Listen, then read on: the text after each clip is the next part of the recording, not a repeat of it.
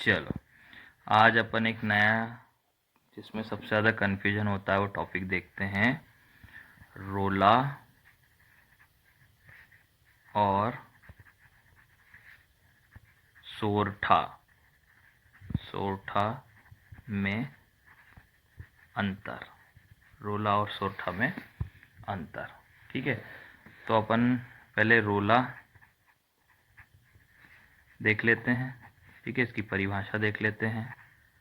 परिभाषा, तो रोला की परिभाषा अपन देख लेते हैं पहले। यह एक सममात्रिक छंद है। यह एक सममात्रिक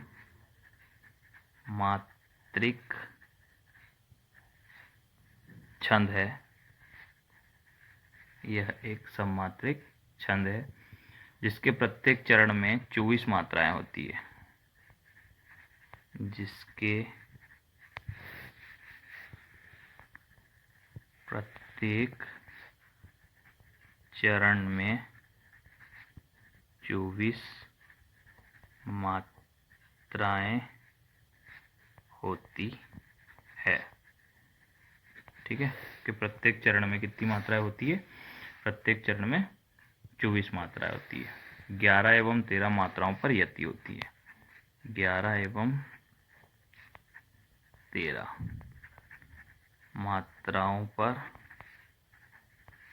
यति होती है। ठीक है, 11 एवं 13 मात्राओं पर क्या होती है? यति होती है। ये रोला की परिभाषा हो गई। अब इसके अपन ढेर सारे उदाहरण देखेंगे। ठीक है, चलो इसी में अब अपन सोरठा देखते हैं। इसी में अपन अब क्या देखते हैं? सोरठा। सोरठा, तो इसकी परिभाषा देखें पहले अपन। परिभाषा सोरठा की। ठीक है, यह दोहा का ठीक उल्टा छंद है। यह दोहा का ठीक उल्टा छंद है। इसके विषम चरणों में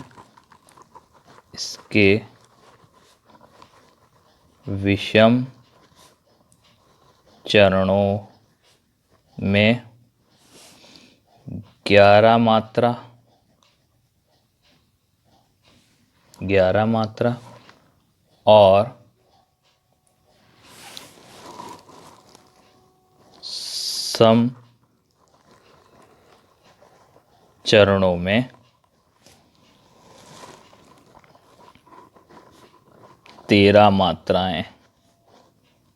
13 मात्राएं होती है। ठीक, तो सोरठा में यह दोहा का ठीक उल्टा है। पहली बात तो ये याद रखना है। दूसरा, इसके विषम चरणों में 13 मात्राएं और इसके विषम चरणों में 11 मात्रा और सम चरणों में 13 मात्राएं होती है। और सेम ऐसा ही रोला में होता है, 11 और 13, है ना। विषम में 11 और 13 सम। अब इसमें अपने को अंतर कोई जानना है तो एग्जाम्पल से अपन समझेंगे कि इसमें क्या अंतर होते हैं। चलो, अब अपन एक बहुत अच्छी चीज़ सीख रहे हैं आज, रोला और सोरठा में अंतर, जिसमें सब बच्चों को बहुत ज़्यादा कन्फ्यूजन होता है। रोला और सोरठा में क्या अंतर है? क्यों? क्योंकि रोला जो है यह भी एक सममात्रिक छंद है जिसमें प्रत्येक चरण में 24 मात्राएं होती है, और सोरठा में भी 24 मात्राएं होती है प्रत्येक चरण में। ठीक है, और 11 एवं 13 मात्राओं पर यति रोला में भी होती है और सोरठा में भी होती है। रोला में भी होती है और सोरठा में भी होती है। बस अपने को इसमें एक चीज़ याद रखना, एक नोट याद रख लेना बस इसमें, जिससे आपका पूरा कन्फ्यूजन क्लियर होगा। इसके विषम चरणों में इसके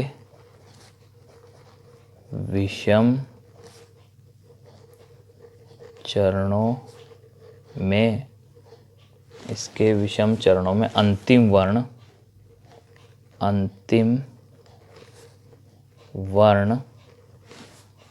समान नहीं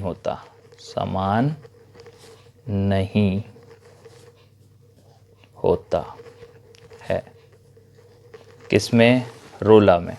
इसके विषम चरण में अंतिम वर्ण समान नहीं होता है रोला में, और सोरठा में जो विषम चरण होता है वो एकदम समान होते हैं। जैसे अभी समझ लो, अभी आ जाएगा समझ।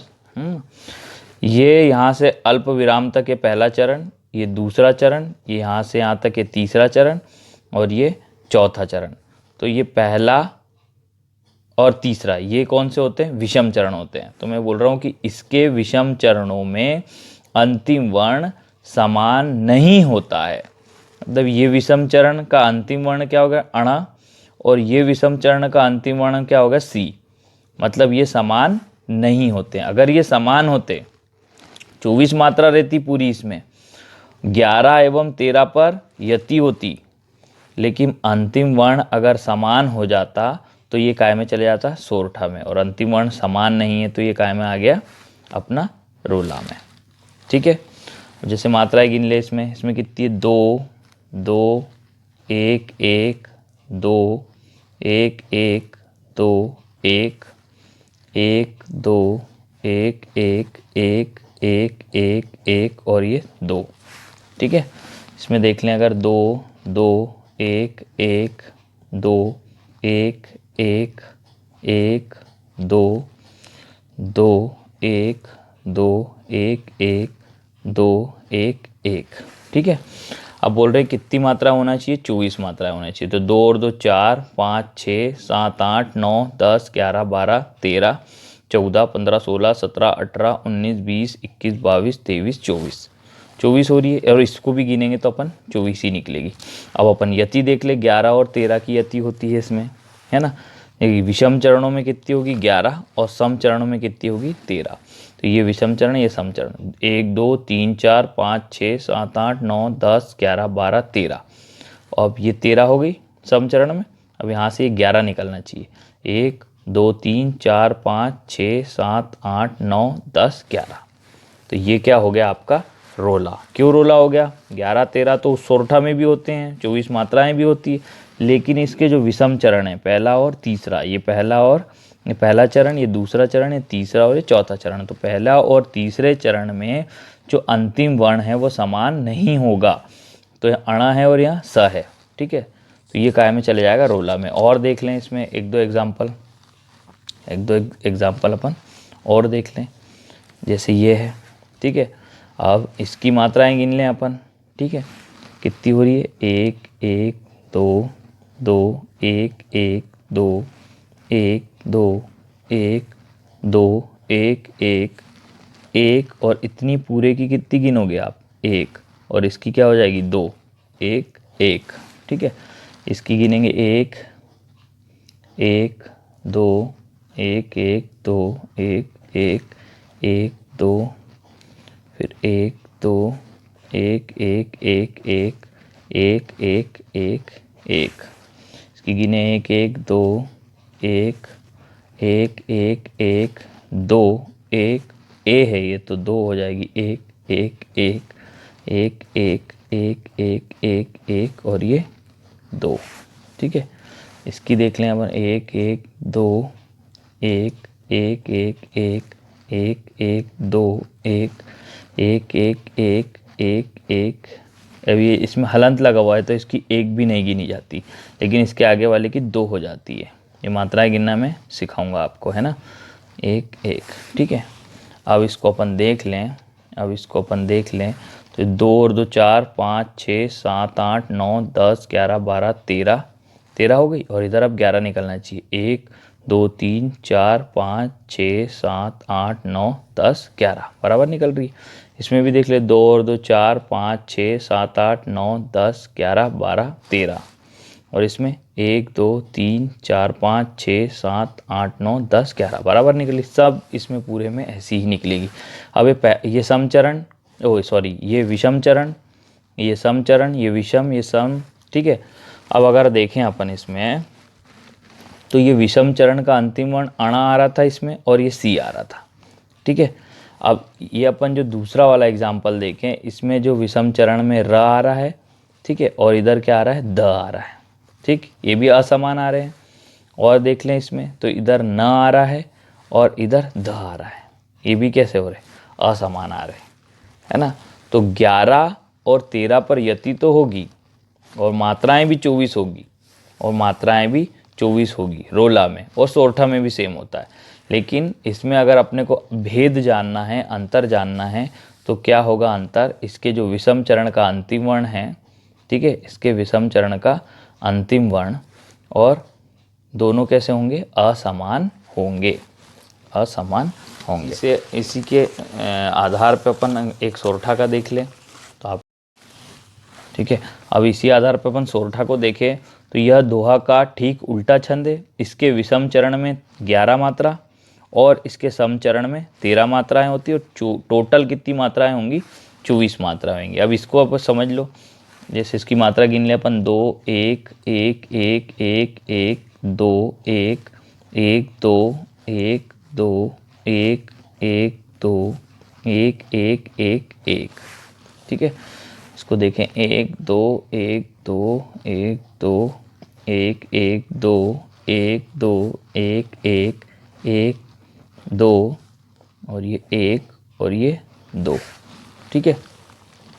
तो अब इसको गिन ले, 2 और 1 3 4 5 6 7 8 9 10 11 12 13 14 15 16 17 18 19 20 21 22 23 24, तो 24 हो रही है टोटल मात्राएं।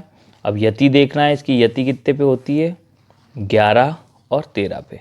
मतलब ये यहाँ से यहाँ तक क्या हो गया, ये विषम चरण, और यहाँ से यहाँ तक ये समचरण हो गया। मतलब इसमें 13 आना चाहिए और इसमें 11 आना चाहिए। तो 1 2 3 4 5 6 7 8 9 10 11 12 13, ये आ गई 13, और इधर ये विषम चरण में 11 आना चाहिए। तो 1 2 3 4 5 6 7 8 9 10 11, ठीक है, आ रही है बराबर। अब अपने को नीचे वाले में भी देख लो, तो 1 2 3 4 5 6 7 8 9 10 11 12 13, 13 हो गई। अब यहाँ से कितनी आना चाहिए, 11 आना चाहिए। तो 1 2 3 4 5 6 7 8 9 10 11 बराबर आ रही है। लेकिन सोरठा में मैंने बोला कि जो इसका जो विषम चरण होंगे, इसके जो विषम चरण होंगे, इसके विषम चरण का अंतिम वर्ण समान होगा, समान होगा। उसमें असमान हो रहे थे, इसमें समान होगा। देखो ये ख है तो यहाँ भी ख है, इसमें देख लो यहाँ पे र है तो इसमें भी र आएगा, ठीक है। इसमें देख लो आप, यहाँ पे र है तो ये सम चरण है, तो ये विषम है, फिर ये सम है, फिर ये विषम है। तो ये देखो ये र है तो इसमें भी र है, ठीक है। और देख लें अपन, तो यहाँ ह है, यहाँ पे भी ह है, तो ये सब कैसे होंगे, ये एकदम कैसे होंगे, समान होंगे, ठीक है। तो ये इतना सा भेद है काय में, अपने सोरठा और रोला में, सोरठा और रोला में, ठीक है। और एक भेद हल्का सा आपको मैं बता दूं, एक भेद हल्का सा और आपको मैं बता दूं, जैसे रोला है ना, तो अपन देखेंगे तो रोला में इसके अंत में 2 लघु और 2 गुरु आते हैं। रोला के अंत में 2 लघु और 2 गुरु आते हैं। जैसे देखो यहाँ 2 गुरु गुरु आ रहे हैं, यहाँ 2 गुरु गुरु आ रहे हैं, यहाँ 2 लघु आ रहे हैं, यहाँ 2 लघु आ रहे हैं, यहाँ 2 लघु आ रहे हैं, यहाँ 2 लघु आ रहे हैं रोला में, ठीक है। तो ऐसा भी अगर इनको सबको अपन मात्रा गिन के और निकालेंगे तो भी इन सब में ऐसा ही आएगा, ठीक है। तो ये इसके भेद हो गए, ठीक है। और कुछ अब ये जो है मैं आपको इसकी फ़ोटो खींच के डाल दूंगा, तो आप इनकी मात्राएं गिनना और इनको निकालना कि ये क्या है, रोला है या सोरठा है, ठीक है।